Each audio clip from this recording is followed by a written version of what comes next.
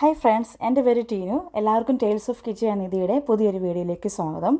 ഇന്ന് ഞാൻ പ്ലാൻ ചെയ്തിരിക്കുന്നത് UK ഡ്രൈവിംഗ് തിയറി ടെസ്റ്റിനെ കുറിച്ച് എനിക്കറിയാവുന്ന കുറച്ച് കാര്യങ്ങൾ നിങ്ങളുമായിട്ട് ഷെയർ ചെയ്യാനാണ്.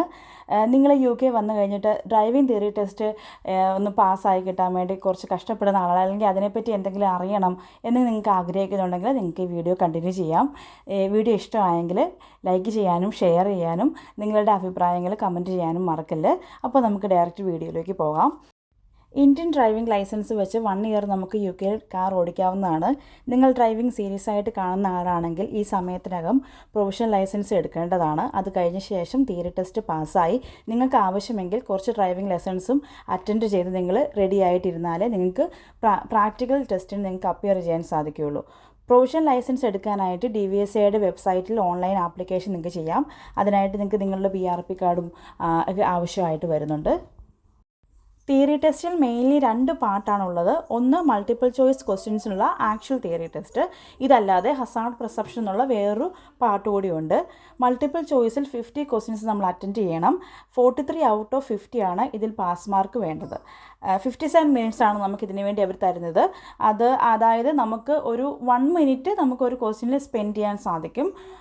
പക്ഷേ നമ്മൾ 1 മിനിറ്റ് കൂടുതൽ നമ്മൾ സ്പെൻഡ് ചെയ്താലും കുഴപ്പമില്ല. അടുത്ത ക്വസ്റ്റ്യൻസ് നമുക്ക് ഈസി ആണെങ്കിൽ നമുക്ക് പെട്ടെന്ന് കടന്നു പോകാം. പക്ഷേ എൻ്റെ ഒരു ഒപ്പീനിയൻ എന്ന് പറഞ്ഞാൽ നമ്മൾ 1 മിനിറ്റ് തന്നെ സ്പെൻഡ് ചെയ്യുക. ബാക്കിയുള്ള നമുക്ക് കിട്ടുന്ന 7 മിനിറ്റ്സ് നമുക്ക് ഇത് റിവ്യൂ ചെയ്യാൻ വേണ്ടി നമുക്ക് യൂസ് ചെയ്യാവുന്നതാണ്. നമ്മൾ ഓർക്കും ഇത് എളുപ്പമാണല്ലോ എന്ന് ഓർക്കും. പക്ഷേ നമുക്ക് 4 ഓപ്ഷൻസ് അവർ തരും.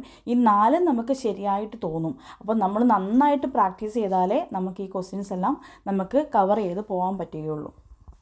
ഇത് ഹസാർഡ് പെർസെപ്ഷനെ പറ്റി പറയാം. ഇത് നമുക്കൊരു ഒരു വീഡിയോ അവരിങ്ങനെ തരുന്നു. ഇപ്പോൾ നമ്മൾ സ്ക്രീനിൽ കാണുന്ന പോലെ തന്നെ അപ്പോൾ ഒരു ഹസാർഡ് ഉണ്ടാകുന്നു, മീൻസ് ഒരു റിസ്ക് ഉണ്ടാകുന്നു. നമ്മുടെ വണ്ടി സ്ലോ ചെയ്യേണ്ടതായിട്ടോ അല്ലെങ്കിൽ വണ്ടി സഡൻ ബ്രേക്ക് ഇടേണ്ടതായിട്ടോ വരുന്ന ആ റിസ്കിനെയാണ് ഇവർ ഹസാർഡ് എന്ന് പറയുന്നത്. ആ ഹസാർഡ് നമ്മൾ എത്ര പെട്ടെന്ന് നോട്ടീസ് ചെയ്തതനുസരിച്ചായിരിക്കും നമുക്ക് സ്കോർ വീഴുക. ഒരു ക്ലിപ്പിൽ നിന്ന് നമുക്ക് 5 സ്കോർ വരെ കിട്ടും. നമ്മൾ പതുക്കെയാണ് അത് നോട്ടീസ് ചെയ്തെങ്കിൽ ആ 5 എന്നുള്ളത് 4, 3, 2, 1, 0 ആയിട്ട് മാറും.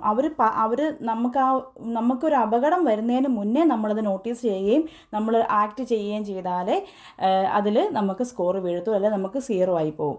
അതായത് നമ്മളൊരു മൗസിൽ ക്ലിക്ക് ചെയ്യുകയാണ്, നമ്മൾ ഈ വണ്ടി ബ്രേക്ക് ചെയ്യുന്നത് പകരം മൗസ് ക്ലിക്ക് ചെയ്യുന്നു. അങ്ങനെയാണ് അതിനകത്ത് വരുന്നത്.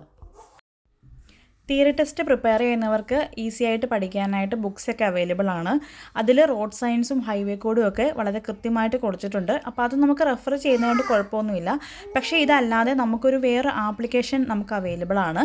ഒരുപക്ഷെ നിങ്ങൾക്ക് എല്ലാവർക്കും അറിയാവുന്ന കാര്യങ്ങളായിരിക്കും ഇത്.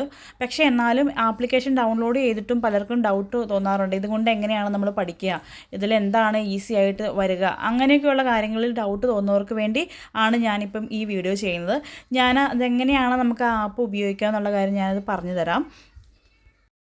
നിങ്ങൾ ഐഫോൺ ആണ് യൂസ് ചെയ്യുന്നതെങ്കിൽ ആപ്പ് സ്റ്റോറിൽ പോയോ, അല്ലെങ്കിൽ ആൻഡ്രോയിഡ് ആണ് യൂസ് ചെയ്യുന്നതെങ്കിൽ പ്ലേ സ്റ്റോറിൽ പോയോ ഈ ആപ്ലിക്കേഷൻ ഡൗൺലോഡ് ചെയ്യാം.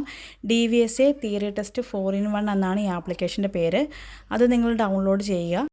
ഈ ആപ്ലിക്കേഷൻ ഡൗൺലോഡ് ചെയ്യുമ്പോൾ ഒരു £5 നമ്മൾ പേ ചെയ്യണം. പക്ഷേ ലൈഫ് ടൈം ആയിട്ട് നമുക്ക് ഈ ആപ്ലിക്കേഷൻ യൂസ് ചെയ്യാൻ സാധിക്കും. ഇതിൽ 4 ഓപ്ഷൻസ് കാണാൻ സാധിക്കും: theory test, hazard clips, highway code, road science. ഇതെല്ലാം നമ്മൾ പഠിക്കേണ്ടതായിട്ടുണ്ട്. ഇനി തിയറി ടെസ്റ്റ് സെലക്ട് ചെയ്യുമ്പം അതിൽ തന്നെയും കുറച്ച് ഓപ്ഷൻസ് ഉണ്ട്. അതിൽ നമ്മൾ തിയറി ടെസ്റ്റ് വഴി പോവുകയാണെങ്കിൽ നമുക്ക് മോക്ക് ടെസ്റ്റ് എന്നുള്ള ഓപ്ഷൻസ് കാണും. ആ മോക്ക് ടെസ്റ്റിൽ പോകണമെങ്കിൽ ജസ്റ്റ് ക്ലിക്ക് ചെയ്യുക. പിന്നെ അവർ കുറച്ച് ക്വസ്റ്റ്യൻസ് ചോദിക്കും, അതൊക്കെ ടിക്ക് ചെയ്ത് കൊടുക്കുക. മോക്ക് ടെസ്റ്റ് സ്റ്റാർട്ട് ചെയ്യുക. അതിൽ കറക്റ്റായിട്ട് അവർ പറയുന്നുണ്ട് നമുക്ക് 57 മിനിറ്റ്സ് ആണുള്ളതെന്നും 50 ക്വസ്റ്റ്യൻസ് ആണുള്ളതെന്നും. നമ്മൾ ഓരോന്നും അറ്റൻഡ് ചെയ്ത് കഴിഞ്ഞ് ലാസ്റ്റ് സബ്മിറ്റ് ചെയ്ത് കഴിയുമ്പോൾ നമ്മൾ പാസ്സാണോ അല്ലയോ എന്നുള്ള കാര്യം അവർ പറയും. ഇങ്ങനെ നമുക്ക് പ്രാക്ടീസ് ചെയ്യാൻ സാധിക്കും. പക്ഷേ ഇങ്ങനെ നമ്മൾ പ്രാക്ടീസ് ചെയ്യുന്നതിന് മുന്നേ ഫസ്റ്റ് നമ്മൾ എല്ലാ ക്വസ്റ്റ്യൻസ് ഒന്ന് റിവിഷൻ ചെയ്യുവാണെങ്കിൽ അത് വളരെ യൂസ്ഫുള്ളാണ്. നിങ്ങൾക്ക് കാണുവാൻ സാധിക്കും നമുക്ക് ഇത്രയും കാറ്റഗറീസ് ഉണ്ട്. ഈ എല്ലാ കാറ്റഗറീസിലും നമ്മൾ പോയിട്ട് 100% ആക്കണം. നമ്മൾ ആ എല്ലാ ക്വസ്റ്റ്യൻസും അറ്റൻഡ് ചെയ്ത് കറക്റ്റായിട്ട് ആൻസർ ചെയ്ത് കഴിയുമ്പോഴാണ് ഈ 100% ആകുന്നത്.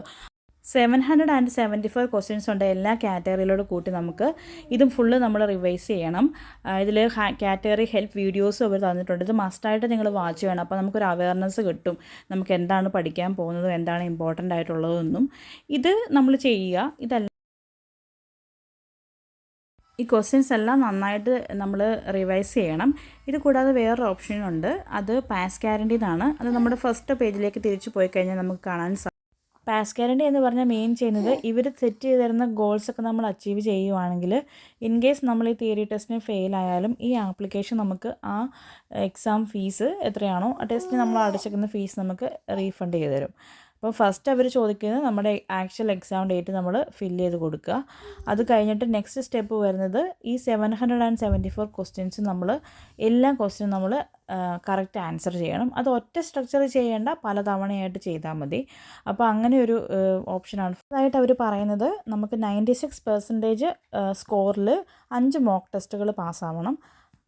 ഇത് നമുക്ക് അടുപ്പിച്ച് പാസ്സാവണമെന്നില്ല. ഒരു മോക്ക് ടെസ്റ്റ് നമ്മൾ പാസ്സായി പിന്നെ അടുത്ത നമുക്ക് 96 കുറഞ്ഞു പോയാലും ഇവർ 1 കൗണ്ട് ചെയ്യും. പിന്നെ തേർഡ് ടൈം വീണ്ടും നമ്മൾ പാസ്സാവുകയാണ്, അത് സെക്കൻഡ് ഇതായിട്ട് വരും. അങ്ങനെ നമ്മൾ 5 മോക്ക് ടെസ്റ്റുകൾ 96% പാസ്സാവണം. പിന്നെ അടുത്തതെന്ന് പറഞ്ഞിട്ടുണ്ടെങ്കിൽ നമുക്ക് 3 കോൺസിക്യൂട്ടീവ് മോക്ക് ടെസ്റ്റുകൾ, 3 അടുപ്പിച്ചുള്ള കോൺസിക്യൂട്ടീവ് മോക്ക് ടെസ്റ്റുകൾ നമ്മൾ 96% പാസ്സാവണം. അത് ജസ്റ്റ് ബിഫോർ 14 ഡേയ്സ് ഓഫ് എക്സാമിൻ്റെ അണ്ടറിലായിരിക്കണം നമ്മളത് പാസ്സാവേണ്ടത്. ഈ 3 ക്രൈറ്റീരിയയാണ് മെയിനായിട്ട് നമുക്കുള്ളത്. ഇത് നമ്മൾ ചെയ്യണം. ഇതേപോലെ തന്നെ ഹസാർഡ് പെർസെപ്ഷനും ഉണ്ട്. അപ്പോൾ അങ്ങനെ നമ്മൾ ചെയ്ത് കഴിയുമ്പോഴത്തേക്കും നമുക്ക് അവർക്ക് പാസ് ഗ്യാരണ്ടി തരും. ഇനി ഹസാർഡ് പെർസെപ്ഷനിൽ എങ്ങനെയാണെന്ന് വെച്ചിട്ടുണ്ടെങ്കിൽ നമ്മൾ ഓൾറെഡി ഞാൻ ഹസാർഡ് പെർസെപ്ഷനെ പറ്റി പറഞ്ഞു.